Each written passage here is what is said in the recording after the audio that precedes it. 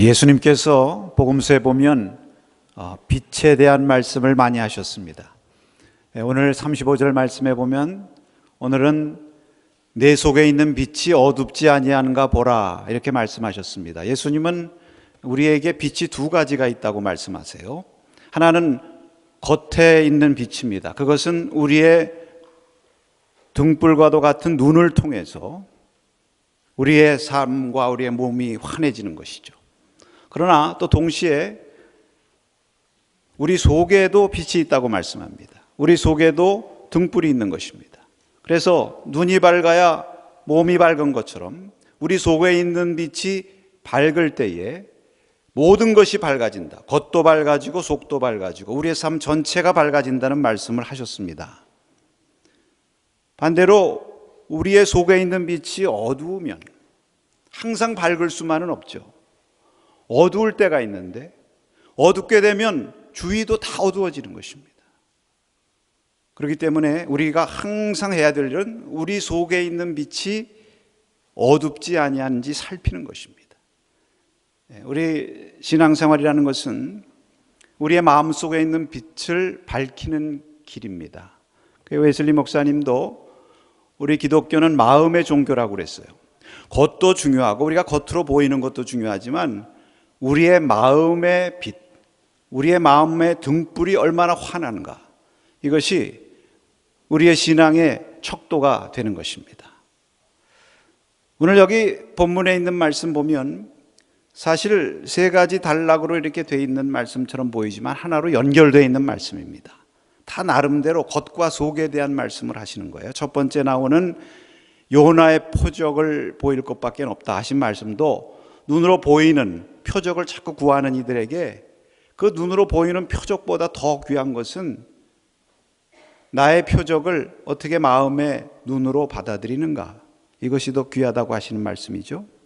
그리고 계속해서 이 마음속에 있는 빛에 대한 말씀을 하시고 그 다음에 이어지는 바리새인에 관한 이 말씀의 내용을 통해서는 저들은 자꾸 겉을 깨끗하게 하고 손을 씻고 음식을 담는 그릇이나 대접 이런 것들을 깨끗이 하는 데만 신경을 쓰고 겉모양을 그럴듯하게 치장하는 데만 신경을 쓰지만 사실 중요한 것은 그 속에 악독함이나 탐욕이 아니라 정말 참된 빛이 있는가, 그것이 중요한 것이라는 것을 깨우치시는 것입니다. 오늘 가만히 말씀을 보면 내 속에 있는 빛이 어둡지 아니한가 보라, 이 말씀이 이 앞과 뒤에 있는 이 내용들을 이해할 수 있도록 해주시는 열쇠가 되는 것이면서 동시에 그 앞뒤에 있는 말씀을 통해서 우리 속에 있는 빛이 어둡지 않게 된다는 것은 구체적으로 어떠한 내용을 말씀하시는 것인가 하는 것을 우리에게 가르쳐 주고 계신 것입니다. 자, 그러면 사랑하는 여러분, 주님께서 오늘 말씀하신 내 속에 있는 빛이 어둡지 아니한가 보라, 이 말씀은 어떤 빛을 우리 속에서 밝히라는 말씀일까요? 여기 오늘 본문의 말씀을 통해서 세 가지 빛에 관해서 말씀을 드리려고 합니다. 그 첫째로는 내 속에 있는 믿음의 빛이 어둡지 아니한가 살펴보라, 이런 말씀입니다. 다시 말하면 내 속에 있는 믿음의 빛을 밝히라, 이런 내용이죠.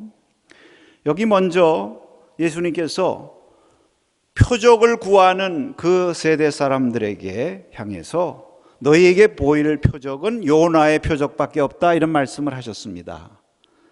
이 유대인들은요, 아주 표적을 좋아하는 사람들입니다. 우리가 지난 시간에 살펴본 것처럼 예수님께서 한 말 못하게 하는 귀신 들린 자를 쫓아서 고쳐주셨죠. 그런데 거기에 대해서 부정적으로 반응하는 사람들이 있었어요. 귀신 왕의 힘을 힘입어서 귀신을 쫓는다, 논쟁거리로 삼았던 사람들이 있었고 그들에 대해서는 지난 시간에 말씀을 드렸죠. 그런데 또 한 사람은 하늘로부터 오는 표적을 우리에게 보여달라, 또 이렇게 구하는 사람들이 있었어요. 귀신 쫓아내는 이적을 보여주셨으면 그것으로 믿을 법한데 믿질 않는 거예요. 그래서 또 다른 표적을 구하는 것입니다. 유대인들이 그래요. 그래서 유대인들은 표적을 구하고 헬라인은 지혜를 구하지만 나는 십자가에 달리신 예수밖에는 전할 것이 없다. 네. 그래서 그러한 사람들을 향해서 요나의 표적밖에 보여줄 것이 없다. 여러분, 요나가 표적이라는 얘기인데, 요나의 표적이라는 말은 무슨 말씀입니까? 요나가 하나님의 보냄을 받아서 니느웨에 가서 외쳤습니다. 요나가 니느웨에 가서 무슨 병자 하나 고쳤다는 얘기 성경에 없습니다. 그런데 니느웨 사람들은 그 요나가 전하는 그 메시지, 그 요나 자신을 보고 하나님의 사인을 깨달은 거죠. 아, 이게 하나님께서 우리를 향해서 지금 회개하라고 부르시는 음성이구나. 이것으로 받아들이고 즉시 그 말씀을 듣고 회개해서 구원받았다고 그랬어요. 죄를 다 뒤집어 쓰고 회개한 내용이 요나서에 있지 않습니까, 여러분? 그러니까 그 요나 시대 니느웨 사람들은 이방인이면서도요, 사실 오늘 예수님 말씀처럼 그 속에 있는 빛이 환한 사람들이에요. 특히 그 속에 믿음의 빛이 있는 사람들이에요. 그 속에 믿음의 빛이 환하니까 요나가 하나님의 사인이라는 것을 깨닫고 요나가 말씀을 전하는 순간 즉시 아멘 응답하고 회개하고 돌아섰다는 것입니다. 그런데 예수님 시대 이 사람들, 소위 하나님의 백성이라고 하는 이 사람들은요, 요나보다 더 큰 이가 지금 여기 와서 하나님의 보냄을 받고 와가지고 하나님 말씀을 전하고 계시고 하나님의 능력으로 역사를 행하고 계신데요, 자꾸 다른 표정만 구해요. 왜? 이 마음속에 믿음의 빛이 자꾸 어두워져 가고 있다는 거예요. 마음속이 화나면은 즉시 예수님을 알아보고 예수님의 표적을 알아보고 그 말씀에 응답하고 예수님을 하나님의 아들로, 예수님의 말씀을 하나님의 복음으로 믿고 회개할 텐데 그렇지 않다. 그래서 바로 그러한 사람들을 염두에 두시면서 예수님이 내 속에 있는 빛이 어둡지 아니한가 보라 이렇게 말씀하시는 거죠. 여러분, 여기서 이 말씀은 무엇보다도 내 속에 있는 믿음의 빛이 어둡지 아니한가 보라. 예수님 시대의 사람들은 믿음의 빛은 자꾸 어두워지고 오히려 그 속에서 불신과 교만한 마음, 이런 마음들이 자꾸 들어가니까 그 마음이 어두워져 가지고 예수님이 하시는 그 놀라운 일들도 볼 수 없고 예수님 자신도 바로 바라보지 못하는 이러한 형편에 있게 되었다는 것입니다. 여러분, 오늘 우리도 마찬가지입니다. 오늘 우리의 심령 가운데 믿음의 빛이 환하게 비추고 있으면요, 예수님이 잘 보이죠. 우리 눈이 환하면 상대방 잘 보이지만 눈이 어두면 잘 안 보이듯이, 예수님이 우리를 위해 역사하시는 일들도 잘 보고 예수님이 우리와 함께 동행하시는 그러한 예수님의 동행도 잘 보이는 것입니다. 그런데 반대로 우리 속에 이 믿음의 빛이 어두워지면 예수님이 보이지 않는 거예요. 자꾸 예수님 대신에 세상이 보이고요, 또는 자신이 보이고 문제가 보이고 시험거리들이 보이고 자꾸 대적들의 공격하는 소리가 들리고, 이거 바꿔서 말하면 이렇게도 말할 수가 있는 것입니다.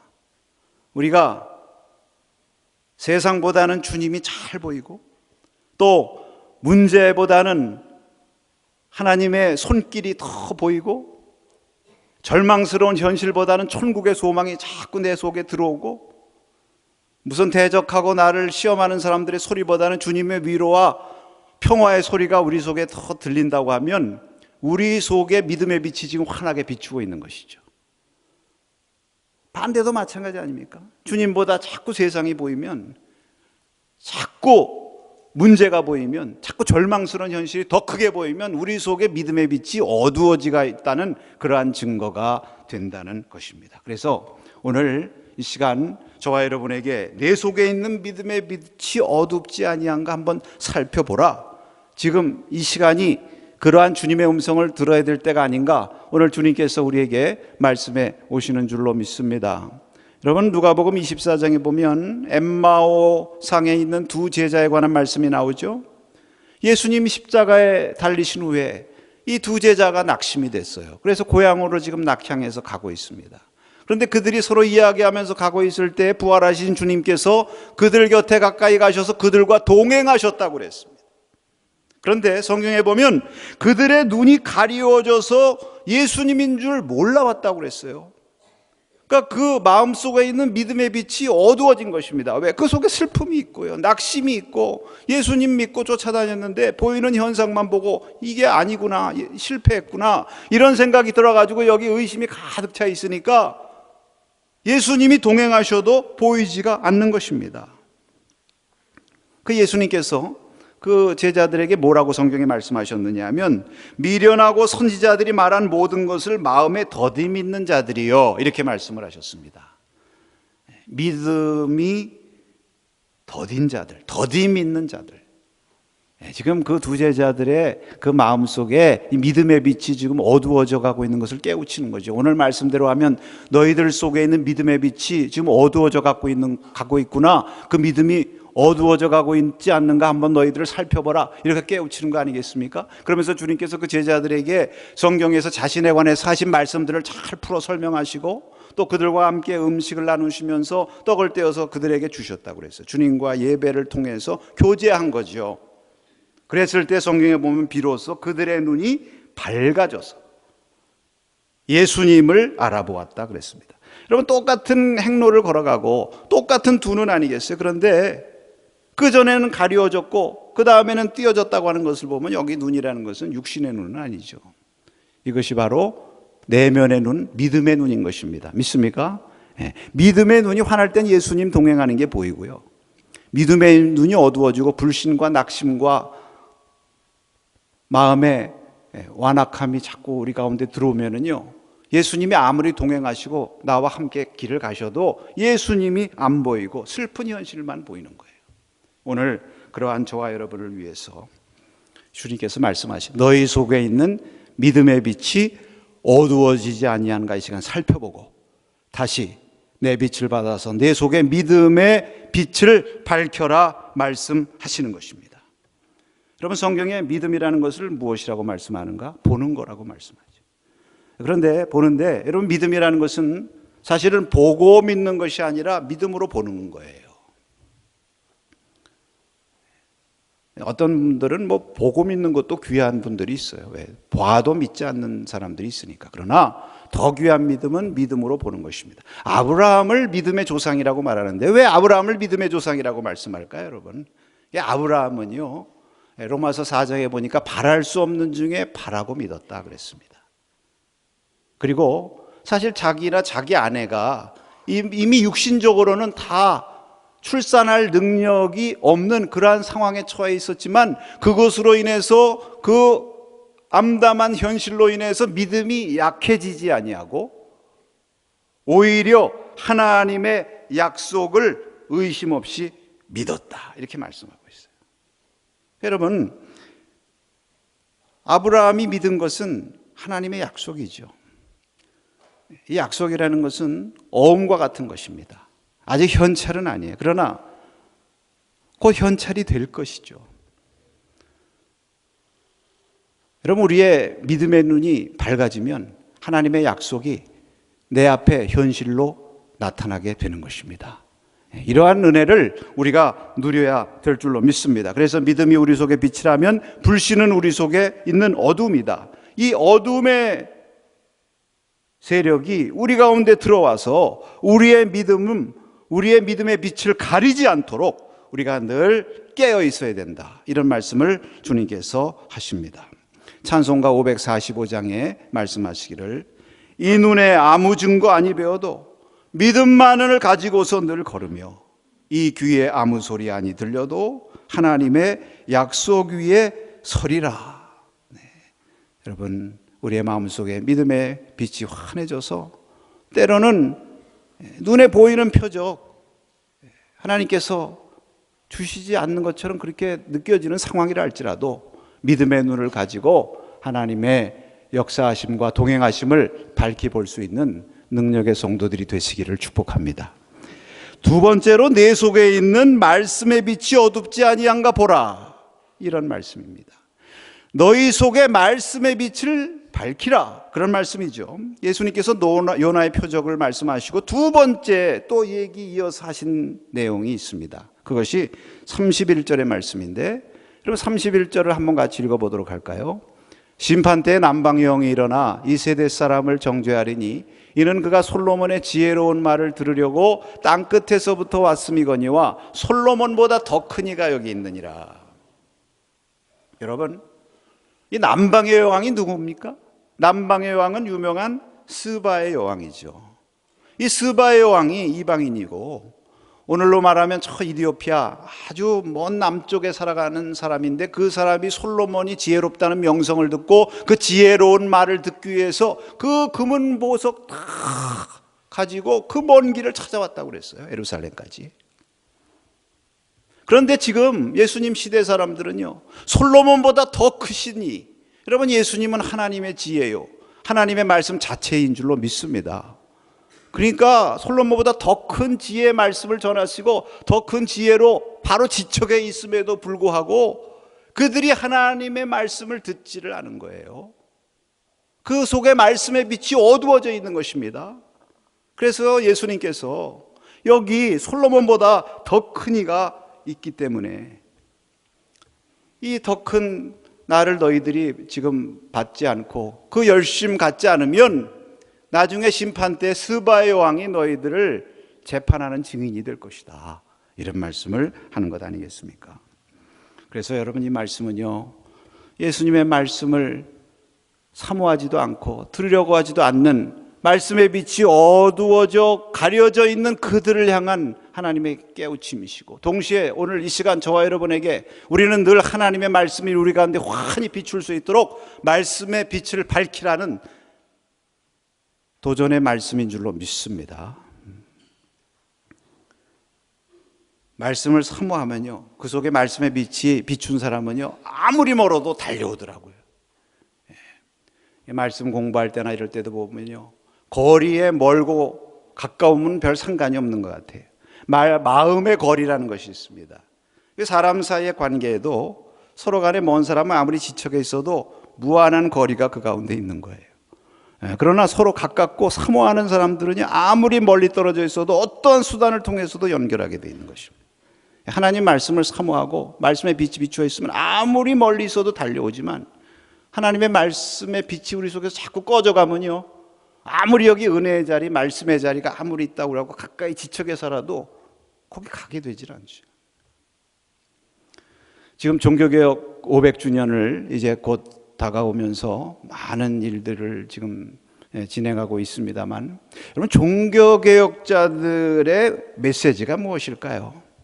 오늘 이 말씀에 비추어서 우리가 한번 생각해 본다고 하면은, 내 속에 있는 말씀의 빛이 과연 지금 환하게 빛나고 있는가?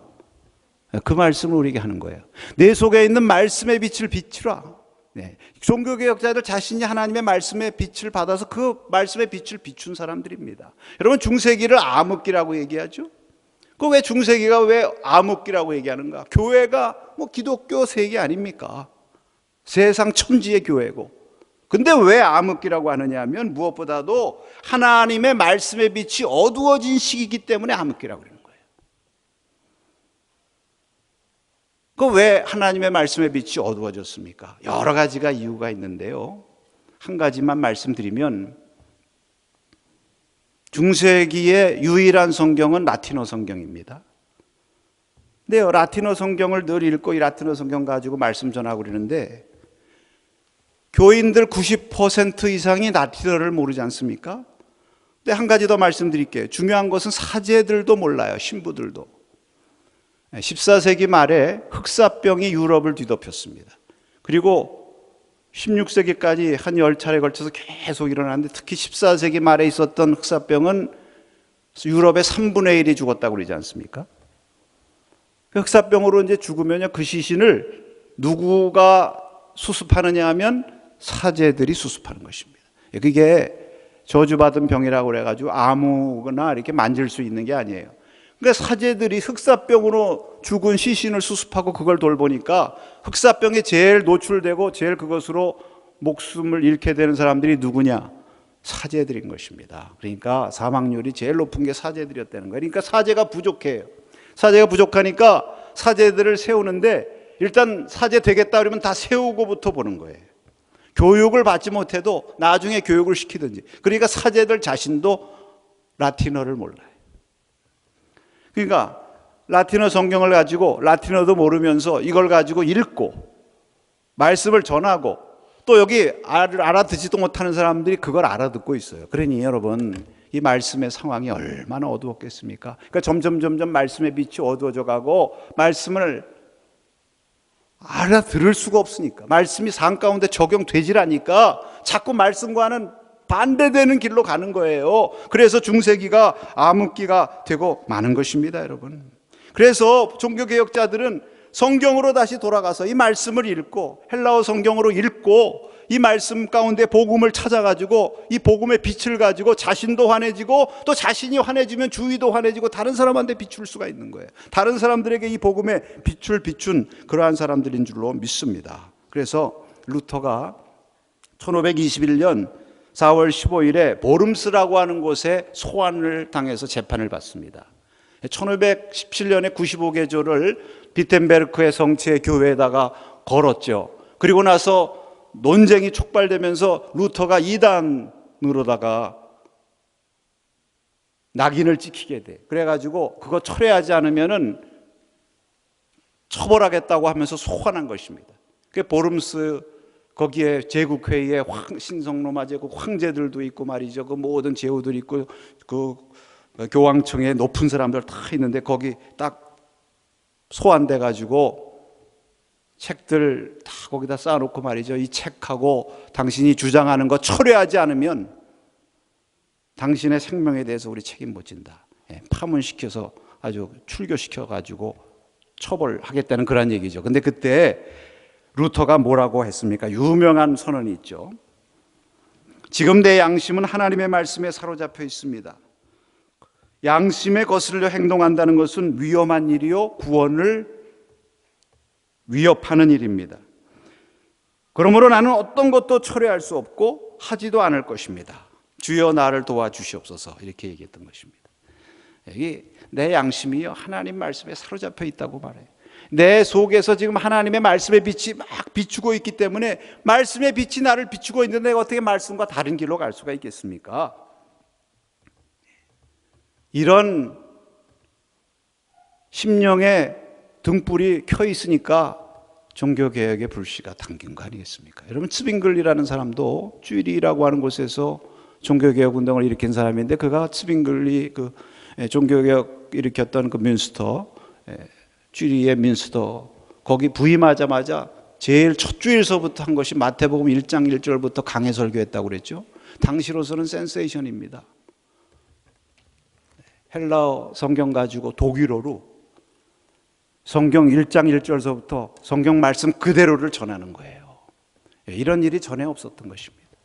그만큼 말씀의 빛을 사모하고 이 말씀의 빛에 비추어지기 위해서 그렇게 힘썼기 때문에 거기서부터 종교개혁의 불길이 일어난 것입니다. 오늘 저와 여러분에게 바로 종교개혁자들이 전하는 메시지도 너희 속에도 이러한 말씀의 빛이 비추고 있는가, 이 시간 우리에게 도전해 오고 있는 것입니다.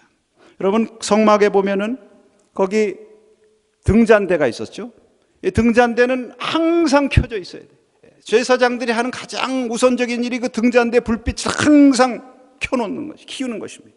꺼지지 않도록. 그건 말씀의 빛을 상징하는 거예요. 그 말씀의 빛이 하나님의 전에는 항상 켜져 있어야 된다는 것이고, 또 성령의 전이 우리들 심령 속에도 항상 켜져 있을 때 우리는 어둠에 다니지 아니하고 밝은 길로, 주님 원하시는 믿음의 복된 길로 나아가게 되는 줄로 믿습니다. 그래서 시편 119편 105절에 주의 말씀은 내 발의 등이요 내 길의 빛이니이다, 그렇게 말씀하시고 바로 이어서 이를 알고 주의 율례들을 영원히 행하려고 내 마음을 기울였나이다. 말씀의 빛을 사모하면서 말씀에 내 자신을 기울일 때 주님의 말씀이 우리의 삶과 우리의 심령을 환하게 비추고 주위도 환하게 비추고 우리의 가정과 사회도 비추는 놀라운 역사가 우리 가운데 이루어지게 될 줄로 믿습니다. 그래서 여러분, 우리가 말씀의 빛을 다시금 사모하고 우리가 이 종교개혁을 맞이하면서 우리가 다른 것 하는 것도 귀하겠지만 우리 이번 주 수요일부터 금요일까지 우리 함께 모여서 종교개혁자들에게 영감을 불어일으켰던 바울서신의 말씀을 함께 읽자. 이건 하나의 행사로 끝나는 것이 아니라 우리의 삶 가운데 다시 말씀의 빛을 비추겠습니다 하는 믿음의 고백이요 결단이라고 믿고, 여러분 그 시간을 구별하셔서 함께 나와서 말씀을 읽으시고, 혹시 부득이한 사정 때문에 나오시기 어려운 분들은 이 한 주간 동안 그 시간에 집에서라도 말씀을 읽으시면서 하나님의 말씀이 여러분의 삶 가운데 환히 다시 비춰지는 그러한 놀라운 은혜를 체험할 수 있기를 축복합니다. 마지막으로 내 속에 있는 사랑의 빛이 어둡지 아니한가 보라, 이런 말씀입니다. 내 속에 사랑의 빛을 다시 밝히라. 여기 뒷부분에 보면은 바리새인과의 대화 얘기 나오죠. 한 바리새인이 예수님 식사에 초청했는데 예수님이 손을 안 씻으니까 이상하게 여겼다고 그랬어요. 그렇죠. 그들은 손 안 씻으면 불결하다고 생각하니까, 자기들 결례법에 따라서. 그 예수님께서 그걸 보시고 그 바리새인에게, 너희 바리새인들은 그릇이나 대접 같은 거 깨끗이 하고 손은 깨끗이 씻는데 너희 속에는 탐욕과 악득이 가득하구나. 하나님께서 겉만 만드셨느냐? 속도 만드시지 않았느냐? 내 속이 깨끗하고 내 속이 환하면 모든 것이 깨끗하다. 그러면서 예수님이 여기 보면 구제에 대한 말씀하셨거든요. 이게 왜 이런 말씀이 무엇입니까? 결국은 여러분, 우리 마음속에 미움과 악독 이런 것들이 차 있으면 우리의 마음이 어둡다는 것이고요. 구제하는 마음처럼 사랑과 자비함으로 여기가 충만하면 우리의 마음과 우리의 삶 전체가 깨끗하고 환해진다. 그런 말씀이죠. 여러분, 이와 연결된 말씀 한 권 읽겠습니다. 요한일서 2장 9절 11절 말씀 한번 같이 읽겠습니다. 빛 가운데 있다 하면서 그 형제를 미워하는 자는 지금까지 어둠에 있는 자요, 그의 형제를 사랑하는 자는 빛 가운데 거하여 자기 속에 꺼리낌이 없으나 그의 형제를 미워하는 자는 어둠에 있고 또 어둠에 행하며 갈 곳을 알지 못하나니 이는 그 어둠이 그의 눈을 멀게 하였습니다. 여기 우리가 다 빛 가운데 있다고 하죠. 예수님께서 저와 여러분을 어둠에서 빛으로 이끌어 주신 줄로 믿습니다. 그리고 우리가 다 빛 가운데 있는 빛의 자녀들이에요. 그런데 여전히 어둠 가운데 있는 사람들이 있다는 것입니다. 누굽니까? 이 마음에 미움이 있는 사람. 그러니까 미움이 있으면 마음이 어두운 것이고 주위가 다 어두워지는 거예요. 그래서 미움이 있는 사람은 걸려 넘어진다고 그랬어요. 형제로 인해서 실족하고 걸려 넘어져요. 사실은 내가 누구 때문에 이렇게 자꾸 걸려 넘어지는 것은 그 사람에게서 문제 찾을 것이 아니라 내 속에 미움이 있어서, 내가 어두워서 자꾸 걸려 넘어지는구나, 이렇게 깨달으시기를 바랍니다. 그러나 내 속에 환한 주님의 사랑의 빛이 있으면요, 걸려 넘어지지도 않고 늘 나도 환하고 주위도 다 환해지고 다 환하게 보이는 것입니다. 이러한 은혜를 주님께서 오늘 우리에게 주시겠다고 말씀하십니다. 우리 믿는 자들은 항상 사랑의 빛 가운데 거하려고 우리가 원하지만 또 우리가 항상 그렇게 거할 수 있는 것은 아니에요. 그래서 예수님께서도 뭐라고 기도하라고 가르쳐 주셨습니까? 따라하십시오. 악에서 구원하옵소서. 네, 악에서 구원하옵소서 항상 기도하라고 말씀했어요. 여러분, 데살로니가전서 5장 5절에서 6절 이렇게 말씀하고 있습니다. 너희는 다 빛의 아들이요 낯의 아들이라. 우리가 밤이나 어둠에 속하지 아니하나니 그러므로 우리는 다른 이들과 같이 자지 말고 오직 깨어 정신을 차릴지니라. 우리는 어둠에 속하지 아니했지만 끊임없이 또 어둠의 세력이 우리의 심령으로 들어와서 우리 속에 어둠을 깔아놓으려고 역사하기 때문에 그러한 어둠, 그러한 미움의 어둠 우리 속에 들어오지 않도록 더 정신을 차려 깨어 기도해야 된다. 기도할 이유가 여기 있는 거예요. 여러분, 우리가 기도하는 시간, 그 기도하는 시간은 어떤 시간입니까? 예수님의 빛, 그 예수님의 사랑의 빛을 우리 가운데 모셔드리는 시간인 줄로 믿습니다. 그래서 우리가 늘 기도할 때마다 뭐라고 기도해야 됩니까? 시편 13편 3절에 시편 기자가 기도한 것처럼 여호와여 내 하나님이여 나를 생각하사 응답하시고 나의 눈을 밝히소서. 두렵건대 내가 사망의 잠을 잘까 하나이다. 내 눈을 밝히시고 내 마음속에 주님의 사랑의 빛을 채워주시옵소서. 주님의 말씀의 빛을 채워주셔서 영적인 무주에서 벗어나게 해주십시오. 내 속에 주님 믿음의 빛을 채워주시고 밝히셔서 불신과 의심과 완악한 그러한 모든 어두움들이 다 물러가게 하여 주시옵소서.